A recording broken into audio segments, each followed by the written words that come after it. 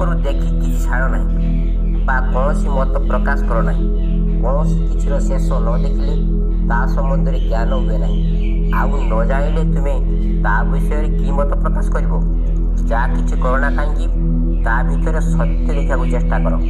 ସତ୍ୟ ଦେଖିବା ମାନେ ହିଁ ତାକୁ ଆଦ୍ୟପ୍ରାନ୍ତ ଜାଣିବା, ଆଉ ତାହା ହିଁ ଜ୍ଞାନ। ତୁମେ ଯାହା ଜାଣ ନାହିଁ ଏପରି ବିଷୟରେ ଲୋକଙ୍କୁ ଉପଦେଶ ଦେବାକୁ ଯାଅ ନାହିଁ। ଅହଂକୁ ଯେତିକି ଦୂରେଇ ରଖିବ ତୁମର ଜ୍ଞାନର ବା ଦର୍ଶନର ସୀମା ସେତିକି ବିସ୍ତାର ହେବ। ଅହଂଟା ଯେତେବେଳେ ମିଳିଯାଏ ସେତେବେଳେ ଜୀବ ସର୍ବଗୁଣ ସମ୍ପନ୍ନ ନିର୍ଗୁଣ ହୁଏ। ଯାହା ଉପରେ ଯାହା କିଛି ସବୁ ତିଷ୍ଠି ରହିଛି ତାହା ହିଁ ଧର୍ମ, ଆଉ ସେ ହିଁ ପରମ ପୁରୁଷ।